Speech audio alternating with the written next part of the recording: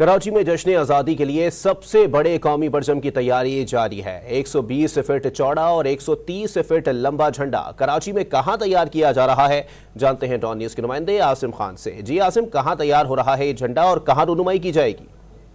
इस वक्त में जश्न आज़ादी का समा है और जश्न आज़ादी के रंग बिखरे नज़र आते हैं। वहीं अगर बात की जाए कराची में, तो कराची में भी झंडों की बहार है। लेकिन इस वक्त मैं आपको एक ऐसी जगह लेके आया हूँ, ये है बहादुराबाद का कोकन ग्राउंड, जहाँ पर पाकिस्तान का सबसे बड़ा झंडा जो है वो तैयार किया जा रहा है। इसकी लंबाई और चौड़ाई 120 से 130 फीट जो है इसकी लंबाई और चौड़ाई है। इस वक्त आप देख सकते हैं इसकी तैयारी का अमल जारी है। सितारा जो है इस पर सज चुका है और अब चांद लगाने की जो है वो तैयारी है। हमारे साथ वीआईपी फ्लैग के रूह रवां निसार साहब मौजूद हैं। इनसे पूछते हैं कि इस झंडे की क्या खासियत है और किस तरह से इसकी तैयारी मुमकिन हुई। जी अस्सलाम वालेकुम, बिस्मिल्लाहिर्रहमानिर्रहीम। ये जैसे कि आपने दिखा रहे हैं कि ये चांद तारा बन रहा है इस वक्त इसको, और ये 14 अगस्त के लिए बनाया जा रहा है। ये पंजाब में भेजा जाएगा। पंजाब में किसी ऑर्गेनाइजेशन है।